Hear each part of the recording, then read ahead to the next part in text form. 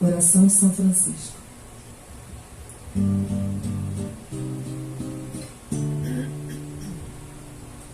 Senhor, fazei-me instrumento de vossa paz, que onde houver ódio eu leve o amor, onde houver ofensas que eu leve o perdão, onde houver discórdias que eu leve a união, onde houver dúvidas que eu leve a fé, onde houver erros que eu leve a verdade, onde houver desespero que eu leve a esperança, onde houver tristezas que eu leve a alegria, onde houver trevas que eu leve a luz.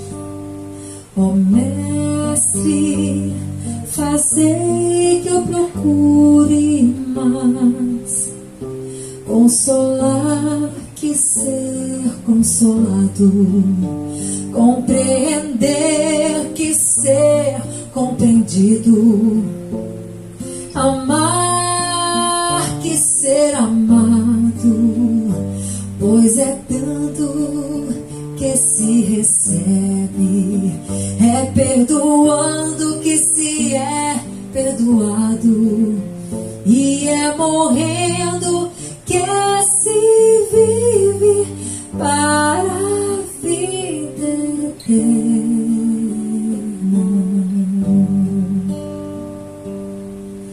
Ó Mestre, fazei que eu procure mais consolar que ser consolado, compreender que ser compreendido, amar que ser amado, pois é dando que se recebe, é perdoando que se é perdoado, e é morrendo que se vive para a vida eterna.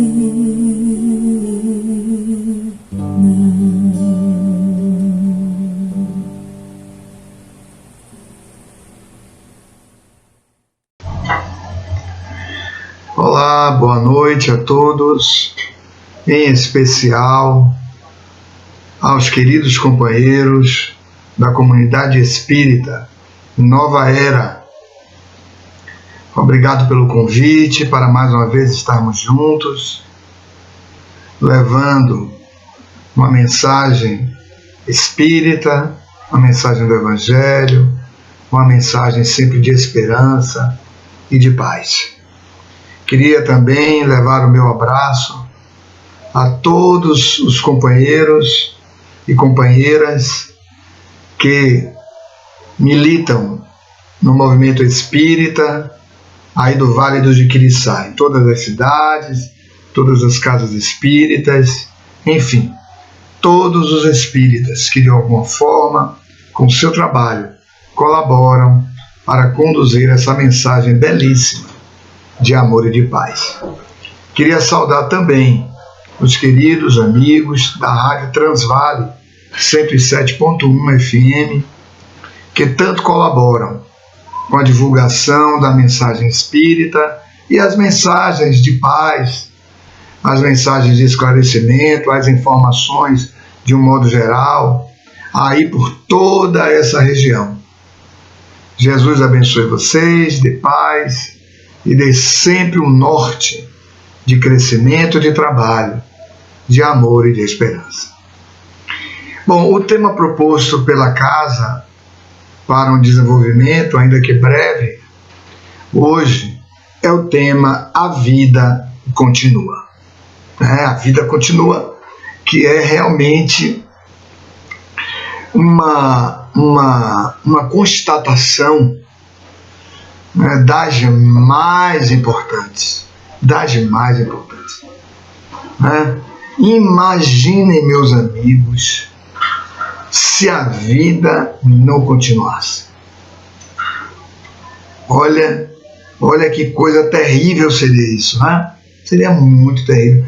Seria muito doloroso, né? Sabermos que após todas as nossas ações, as nossas movimentações, as nossas aquisições, as nossas conquistas, as nossas realizações, as nossas idealizações, as nossas construções, as construções nas nossas aquisições intelectivas, né? As aquisições da nossa emocionalidade, olha aí, da nossa moralidade, os vínculos que estabelecemos com as pessoas, né? As pessoas que nos deram a luz, as pessoas que nós auxiliamos a que elas viessem ao mundo, as que nós mantemos nos nossos vínculos de afetividade, né? O quanto essas pessoas representam para todos nós e nós representamos para elas, nessa ligação, nessa movimentação, nessa interação de amor. Imagine se tudo isso fosse destruído após a morte física, né? Seria realmente um desastre. Aí Deus não teria sentido para as nossas vidas. Não teria sentido, né? Mas quis Deus que nós nunca deixássemos de existir. Somos imortais. Então a vida continua. A vida continua. Por isso a vida é bela. A vida é bela porque ela não tem fim. Ela não tem fim, né? E toda a trajetória da nossa vida, Deus quis que ela fosse escrita por nós mesmos. Isto é uma constatação que representa a compreensão da profundidade do amor de Deus. É muito profundo isso. É a revelação de Deus. A revelação de Deus está na vida, na continuidade da vida, na não interrupção dela. Após a vida física, seguimos em espírito na vida imortal.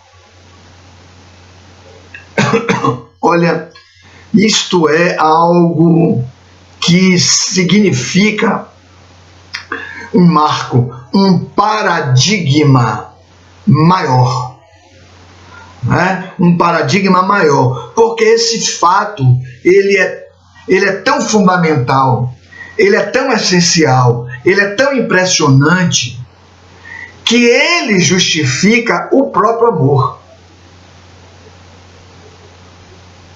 Se ele não existisse, se a imortalidade não existisse, se não fôssemos imortais, o amor, de certo modo, não teria sentido. Mas o amor de Deus ganha todo o sentido com a vida imortal. Todo o sentido. A continuidade da vida é todo sentido. Significa dizer, nós pertencemos à eternidade. Nós pertencemos ao infinito. Nós somos cidadãos da imensidade. É muita coisa isso. Esse é, eu diria, o paradigma, ou seja, a referência, o modelo essencial de tudo. Por isso, amigos, esse tema, A Vida Continua, é o tema dos temas. É o tema dos temas, porque ele vai estabelecer para todos nós determinados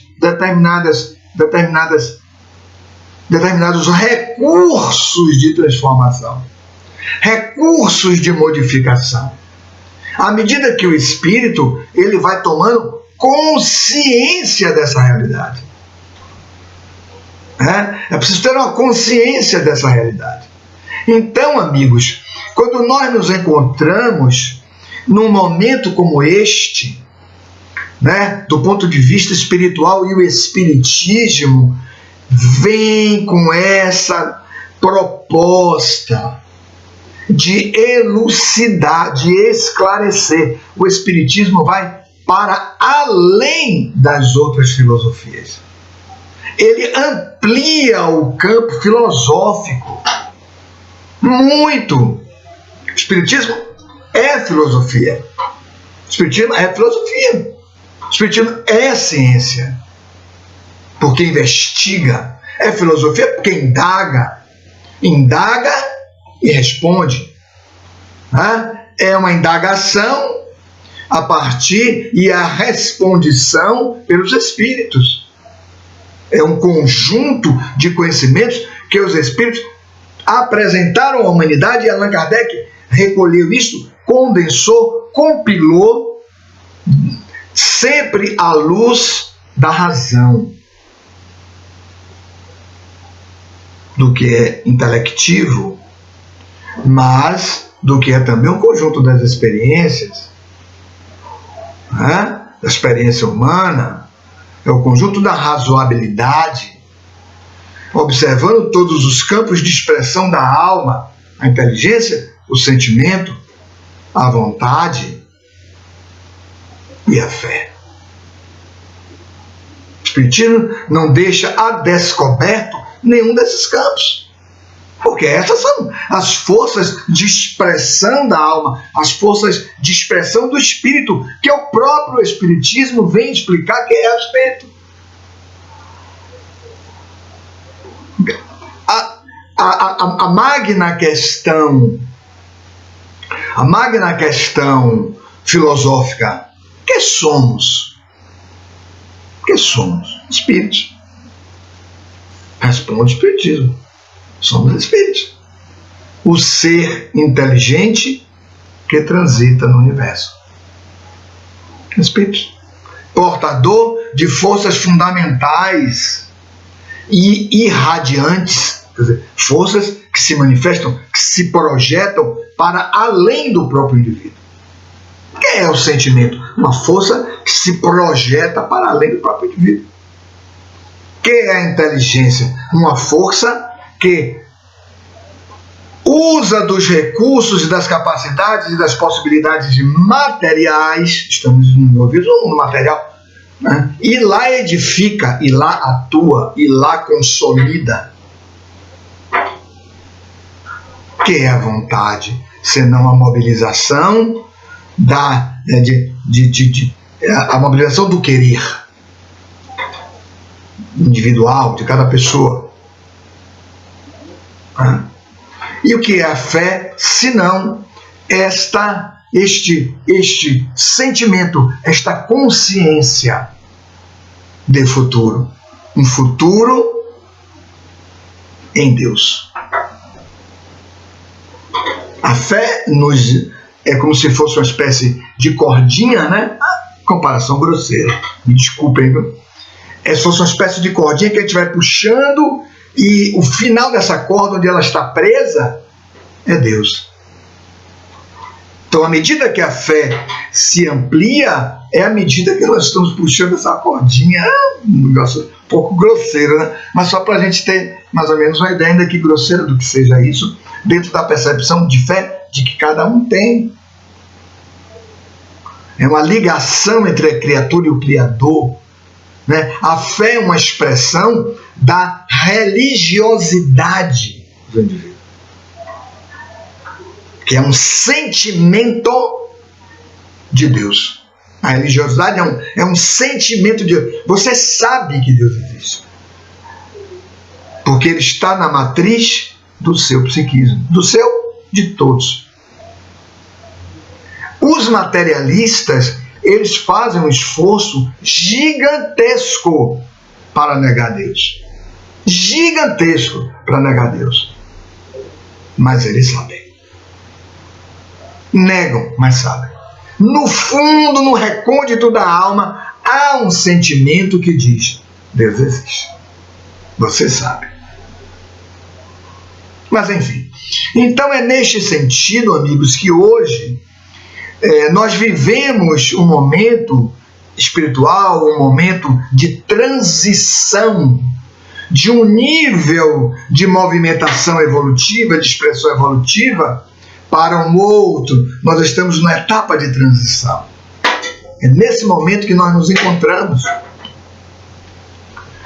É nesse momento, um momento azado, um momento pensado, um momento anunciado pelos profetas, anunciado por Jesus. Ele narra que haveria esse instante de transição, onde uns ficariam no planeta Terra e outros deixariam o planeta. E o fator fundamental desse momento específico de transição é o afloramento da consciência, a fim de que o indivíduo pudesse identificar qual é a real escolha a fazer. Existe uma escolha para fazer. Lembram? Jesus até se refere a isso quando ele vai visitar Marta e Maria. Lembra dessa passagem? Está no Evangelho? Então ele chega na casa de Marta e Maria, senta-se, começa a conversar com Maria, e ele começa a falar sobre as belezas espirituais, falar sobre o reino dos céus, e aí Maria fica embevecida, porque ela sofre naquele instante, num contato mais profundo com a figura de Jesus. Ela sofre como que uma leveza que a invade em seu espírito. Uma leveza. Então ela começa a estar em um estado de êxtase, fixada na figura inigualável de Jesus, do seu amor, da sua bondade, da sua vibração de mansidão. E então ela está envolvida naquela vibração, mas Marta está andando de um lado para o outro na casa, com muitos afazeres, vai à cozinha, volta, vai à sala, vai ao quarto. Em dado momento Marta se inquieta e diz: mas Senhor, o Senhor não está percebendo que Maria não está me ajudando? Aí Jesus volta-se para ela e diz: Marta, Marta, por que te inquietas tanto? Por que tantas coisas a fazer? Quando, na verdade, só uma coisa interessa. Lembra disso? Essa passagem é especial. Quer dizer, ele sintetiza outras tantas passagens. Porque só há uma coisa a fazer: a escolha do bem. Pois é este momento que nós estamos vivenciando. E é claro que somos espíritos que estamos vivenciando esse momento ao longo da nossa trajetória, principalmente após Jesus. São 20 séculos. Já encarnamos, já desencarnamos, já encarnamos, já desencarnamos. Tivemos várias existências de lá para cá. Várias reencarnações. Mas todas com a proposta de que nós escolhêssemos o bem. Porque isto, neste momento evolutivo em que nós nos encontramos, basta. Não é tudo. Veja bem, amigos, não é tudo, mas essa é a escolha fundamental. Pela escolha do bem, não seremos bons. Olha bem que coisa até um pouco contraditória. Não seremos imediatamente bons ou não estaremos imediatamente prontos ou perfeitos. Não é isto. Mas a escolha do bem já fará de nós aqueles que vamos movimentar o amor que temos em nós. É isso que interessa. Que é o bem? O amor aplicado. Teremos depois dessa etapa da escolha do bem um longo período para fazer os processos de transformação das matrizes mentais, emocionais e morais que nós temos internamente e que são matrizes ainda vinculadas ao mal. O mal aí compreendido como a vivência das emoções inferiores.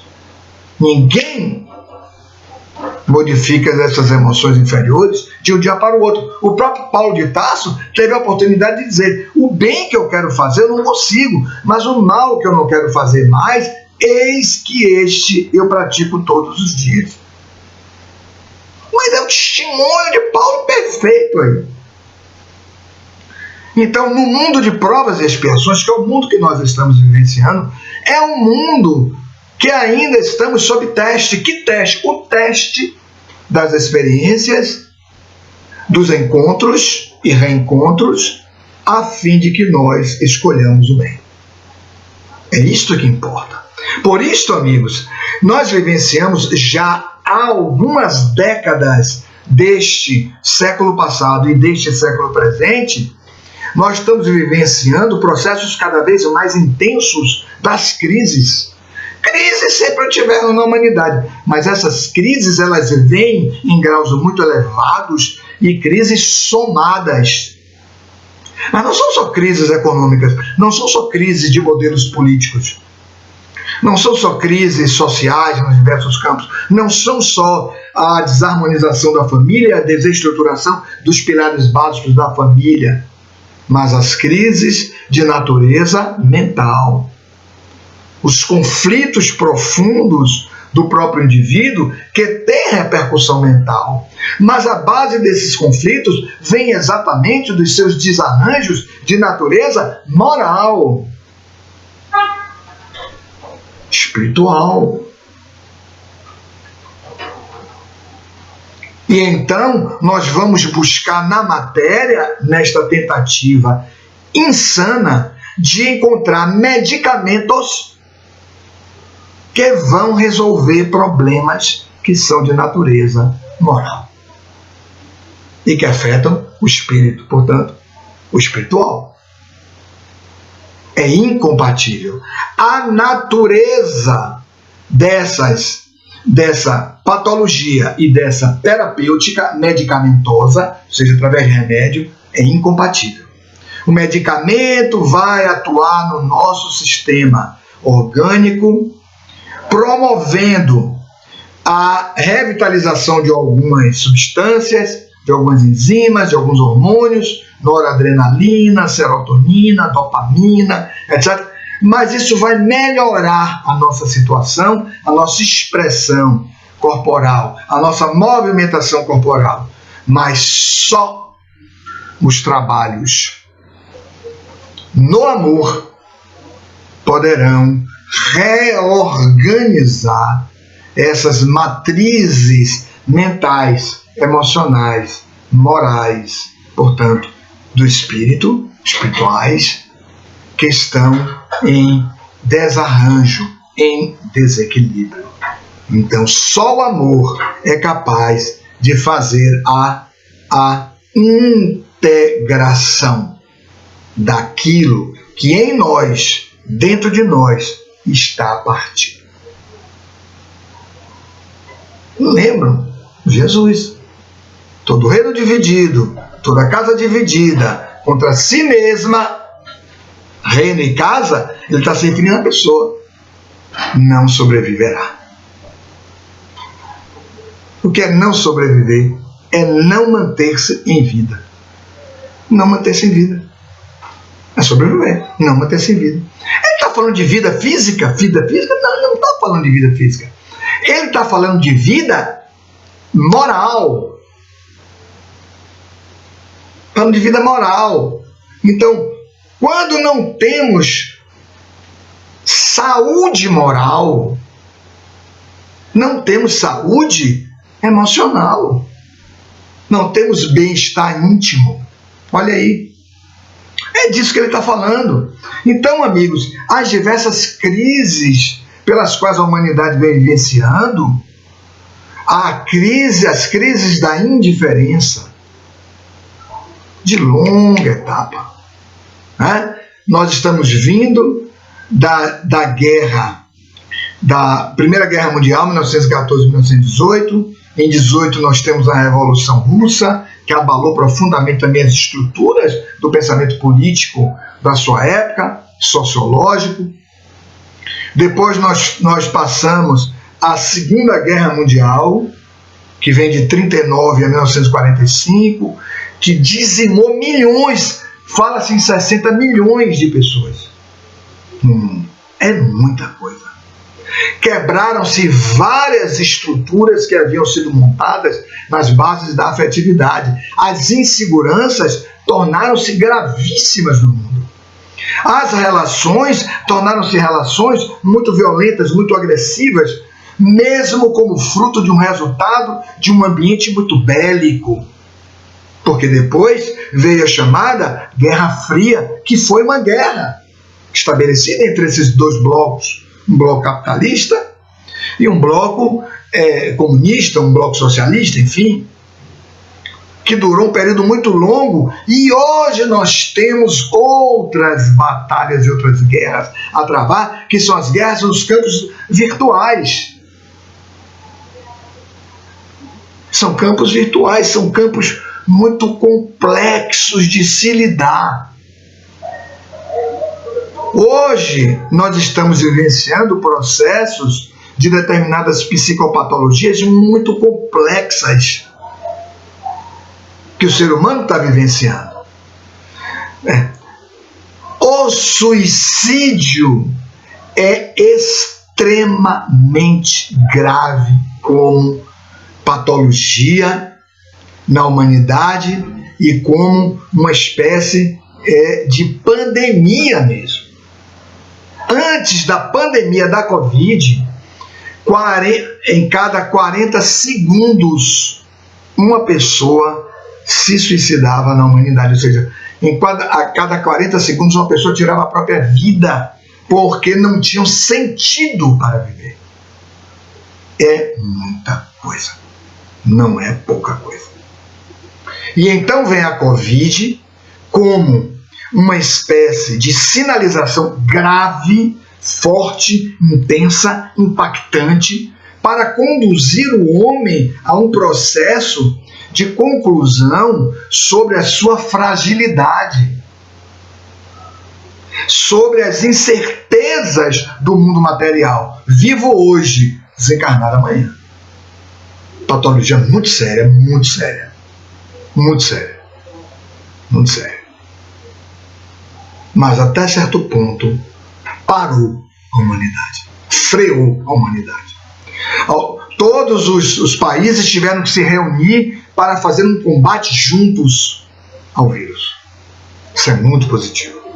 Em que pese as mais de 5 milhões de vítimas da Covid e outros tantos milhões que ficaram com sequelas da Covid. E outros tantos que ficaram com sequelas sociais, sequelas emocionais, perda do pai, perda da mãe, ou perda do pai e da mãe, ou dos tios, ou do irmão, ou dos primos, ou dos avós, ou dos amigos, ou da esposa, ou do esposo. Muito grave, mas tudo sob as vistas de Deus. É como se o Pai atendesse a uma solicitação da própria humanidade, porque no ritmo que nós íamos, quando nós não paramos para amar, a vida para a gente. É da lei, não tem como mudar isso na lei. Quando nós não paramos, a vida para a gente. Com doenças, com problemas, com perdas e com outras tantas situações que representam para todos nós situações difíceis. Hoje nós encontramos ainda neste momento, no momento onde está sendo peneirada, né? O que é peneirar algo? É você criar uma espécie de tela com uma determinada dimensão de passagem e coisas que você não quer que fiquem, você vai peneirando, e o que tiver com a dimensão menor do que aqueles espaços da peneira vai cair, e o que não tiver vai ficar. O que não tiver dimensão diâmetro, volume, né? Tem uma grandeza para maior do que aquele espaçozinho de cada fragmentozinho, de cada espaçozinho da peneira, passa. Mas os que tiverem tamanho, grandeza, ficam. Comparação grosseira, mas é um pouco isso que nós estamos passando. Uma espécie de funil. Jesus se referia a isso quando ele falava da porta estreita. Lembram disso? Lembram quando ele falava isso? A porta estreita é a porta dos compromissos, né? A porta do que é moral. E para viver uma vida moral, é preciso fazer um regime moral. E ele diz, cuidado com a porta larga, que é a porta da perdição. Perdição no sentido daquilo que se perde. O que é a perdição? Aquilo que se perde. Aquilo que não foi útil, aquilo que não se usou de forma útil. Está perdido. O tempo, quando não é usado de forma, está perdido. Uma vida de abusos, de excessos, de desregramentos, sem nenhum ideal elevado. O tempo acabou, o tempo acaba. Você perde tempo, você perde energia. Você põe a sua atenção em coisas inúteis, frivolidades da vida, coisas sem nenhum sentido. Não estou aqui fazendo censura a ninguém, mas é uma constatação que o próprio Jesus já fazia. Então, estamos vivenciando esse momento de funil, de afunilamento, de peneira espiritual. Então, na questão 784 do Livro dos Espíritos, Kardec vai perguntar, mas vocês falam de progresso o tempo inteiro, na lei de progresso, o tempo inteiro. Mas eu não vejo isso, eu vejo a crueldade aumentando na humanidade. Aí os Espíritos respondem a Kardec, meu amigo, há determinados momentos, não todos, mas determinados momentos, que é necessário que o mal cresça, se amplie, para que o homem perceba, a humanidade, né, de um modo geral, perceba quão grave é o mal, quantos danos ele causa, para que ela sinta a necessidade do bem. Olha bem isso aí. Para que ele sinta a necessidade do bem e para que faça as reformas individuais e institucionais, ou seja, das instituições. Né? A reforma das instituições. Então, amigos, surge para todos nós, além da ideia da imortalidade, além da ideia da reencarnação, que é a volta ao corpo físico, a imortalidade é a vivência, é a experiência, é o atributo do espírito, de que ele sempre estará na vida. Joana de Anjos fala isso, essa expressão de Joana é muito interessante, ele diz, uma vez na vida, sempre na vida. Né? Então, a imortalidade, a reencarnação. Mas entre a imortalidade e a reencarnação, né, entre a morte física, né, e a reencarnação, são os dois parâmetros que nós temos, reencarnação e morte. Nesse espaço de tempo aqui, nós precisamos construir a ideia forte de um princípio também que rege a vida, chamado de transitoriedade. O que é a transitoriedade? A transitoriedade é o fato, é a experiência de transitar, o nome transitoriedade. Transitar. O que é transitar? Passar, caminhar, né? Andar, trafegar. Por onde? Por uma estrada? Pela matéria. Nós somos aqueles que estamos passando pela matéria. Temos um corpo, temos relações, enfim, com as coisas corporais, com os bens que temos, temos uma roupa, temos um carro, temos uma casa, temos, enfim, o que tivermos. Nós temos vínculo com isso. Né? Temos uma imagem, temos, enfim, toda uma expressão corporal, temos uma personalidade, que é o conjunto das características que compõem aquilo que nós apresentamos para a sociedade. É a personalidade. Então, a transitoriedade é o trânsito, a passagem pela matéria, pelo que é material. Então, a proposta do Cristo é: passe pela matéria se desapegando dela, porque você não é matéria, você é espírito. Então, o desapego, né? Mas não é qualquer desapego, é o desapego com os olhos no espírito que se é. Porque o desapego vivenciado, mas sem a realidade do espírito, torna-se punição, torna-se constrangimento. Às vezes constrangimento até de um dogma de uma religião.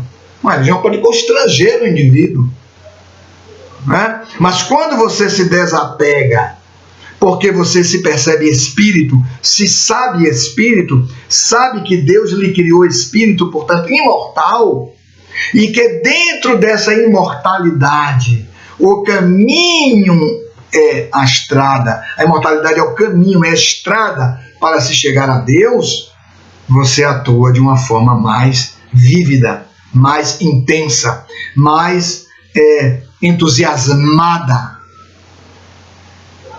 para este desapego. As coisas materiais não terão mais tanta influência sobre você. Elas existem, nós queremos algumas coisas materiais, etc. Mas isso não representa para o indivíduo mais um desespero. Transitar com essa consciência, né, de que se é espírito e que se é um espírito imortal e de que se caminha para Deus, é transitar sem desespero. É transitar pela serenidade do necessário. Claro que temos que lutar e agir, atuar na vida, lei do trabalho, né? Uma outra lei. Atuar na vida, desenvolvendo as nossas potencialidades para recolhermos os recursos para a nossa sobrevivência física, corporal. Lei do trabalho. Mas objetivando, visando, buscando o necessário. Não o supérfluo, que não teremos. Que não teremos, porque essas coisas todas vão ficar aí quando nós morremos. O problema é, se tivermos apego, ficaremos com elas. Mortos, mas ficaremos com elas. Quantas pessoas não ficam presas aos seus bens depois que morrem? Durante longo tempo. Depois esses nós vão sendo desatados e a pessoa vai seguindo alguma jornada espiritual, mas demora. Quantas pessoas não vivem presas aos seus vícios corporais, influenciando outras pessoas, estabelecendo vínculos mentais, através dos processos chamados de obsessivos.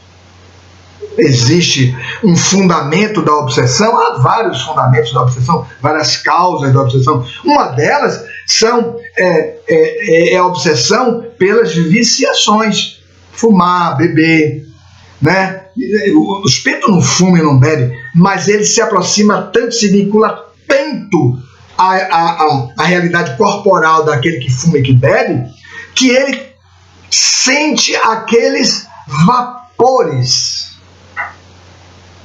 da bebida, do cigarro, né? dos gozos sexuais, né? E ele, num processo obsessivo, ele vai intensificando aquilo no obsidiado, naquela pessoa que está sofrendo aquela influenciação, porque há um vínculo entre eles, né? Há um vínculo. Mas enfim, então este espírito nunca estará livre enquanto ele não se reajustar, se reequilibrar para poder seguir no mundo espiritual. Então, amigos, essa transitoriedade é uma consciência das mais importantes que temos que construir, que temos que edificar em nós, mas isso enquanto estamos na vida física. E para isso precisamos perseverar no bem. O bem é o amor. O amor não exige.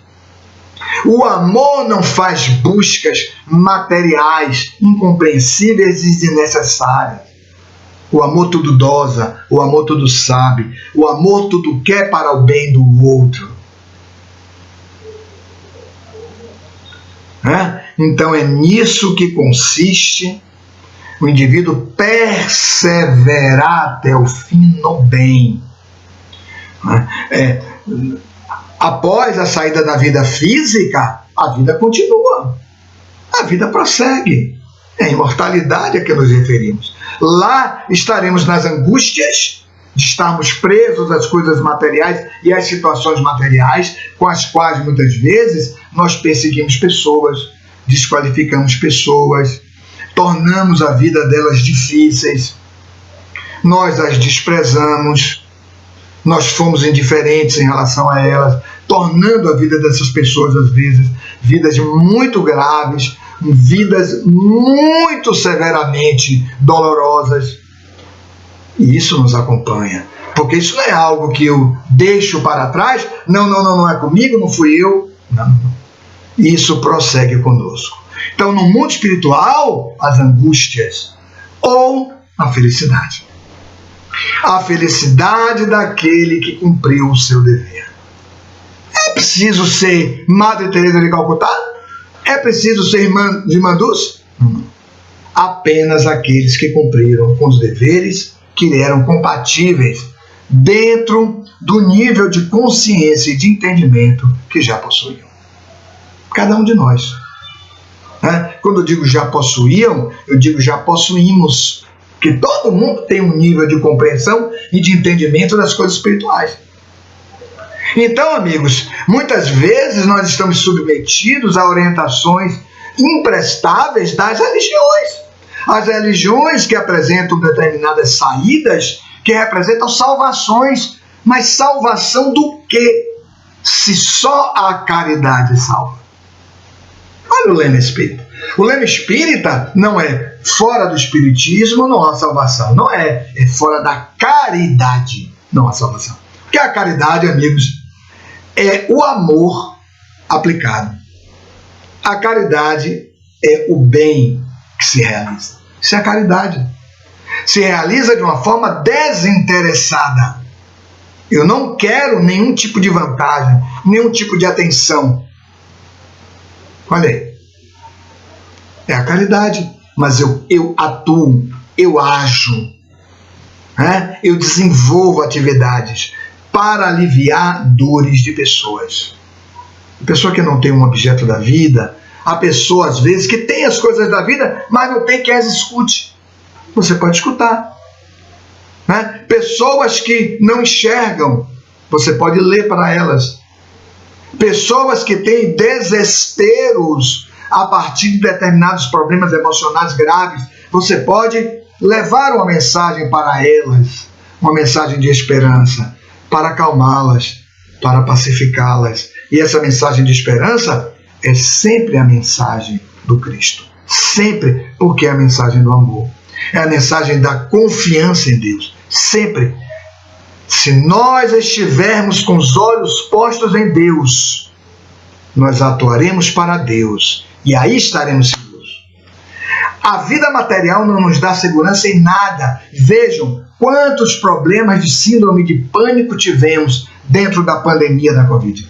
Muitas pessoas foram medicadas gravemente por causa do problema da síndrome de pânico. Crises de ansiedades gravíssimas. Pessoas internaram com crises de ansiedade. Porque estão desconectadas com o real sentido da vida. O sentido da vida é amar. O sentido da vida é Deus. Deus é a meta que temos que ir. Sem todas essas pieguices e essas elucubrações das dimensões dos religiosos, que muitas vezes não agem para Deus. Há que se amar. O Espiritismo, através dos espíritos mais elevados, dizem: façam a caridade, estarão salvos. Salvos do quê? Salvos de não terem cumprido com seus deveres. E aí vão impor as angústias.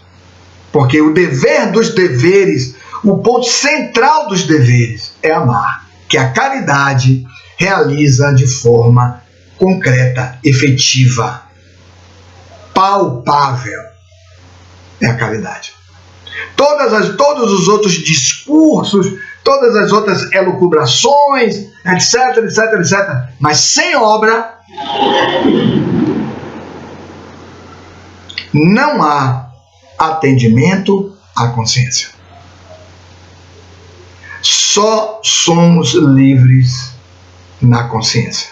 E a consciência traz para todos nós. Podemos negar isso, como os materialistas negam. Podemos negar isso, mas a consciência traz para nós o quê? O dever de amar, através do auxílio ao próximo. Aí está tudo. Por isso Jesus contou a parábola do bom samaritano.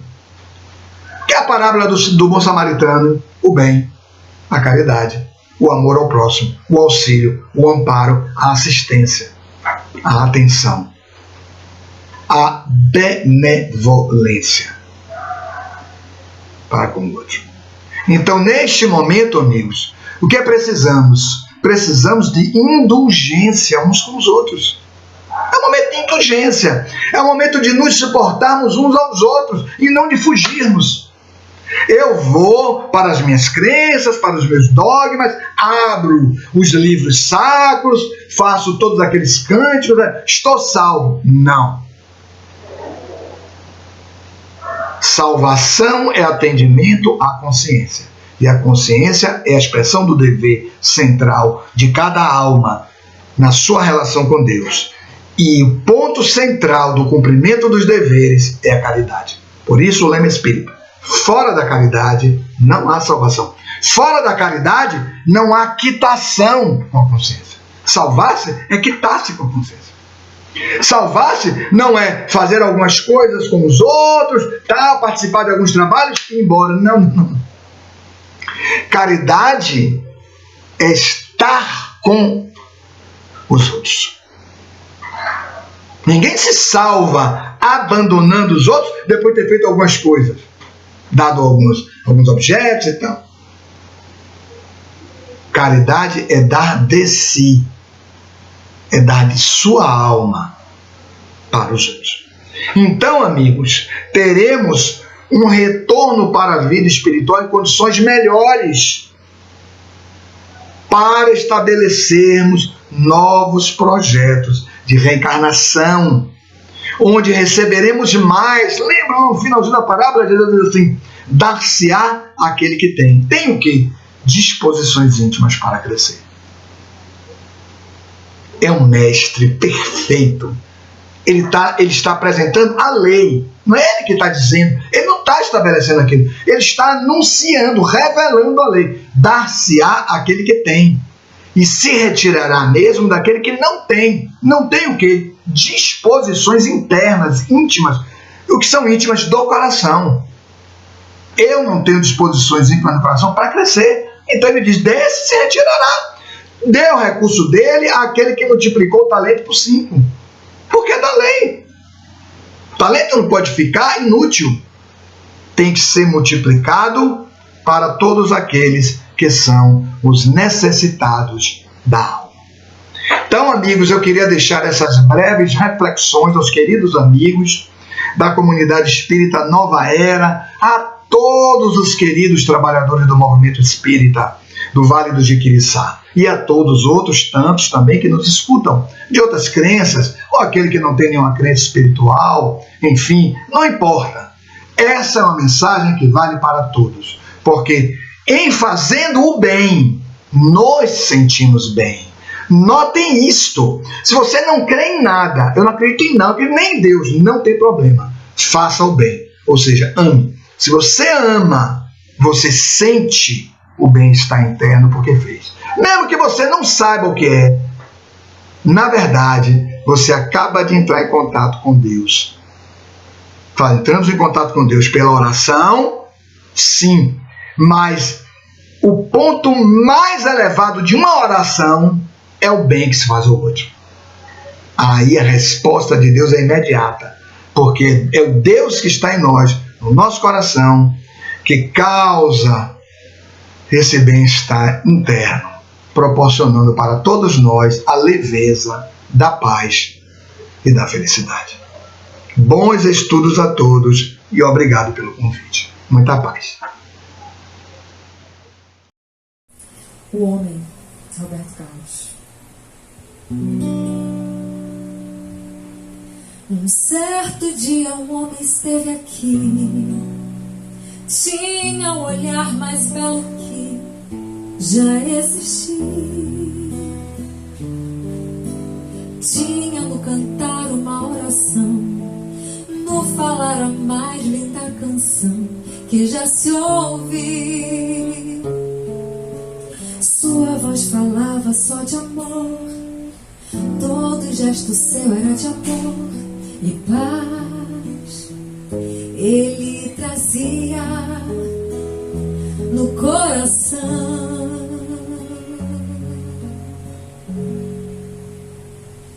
Ele pelos campos caminhou, subiu as montanhas e falou do amor maior.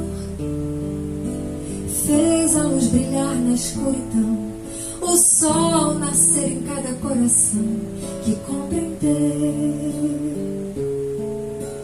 que além da vida que se tem, existe uma outra vida além. E assim, o renascer, morrer não é o fim.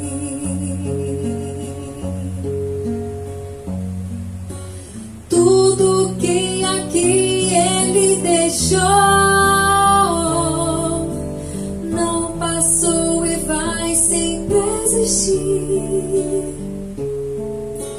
Flores nos lugares que pisou e o caminho certo pra seguir.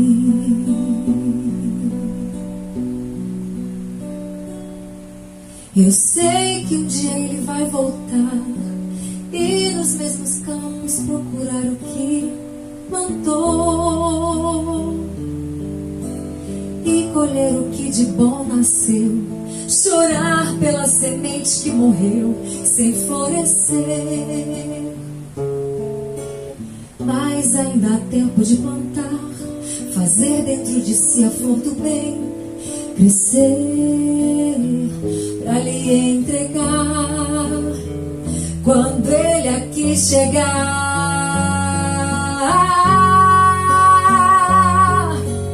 Tudo que aqui ele deixou não passou e vai sempre existir. Flores nos lugares que pisou e o caminho certo pra seguir.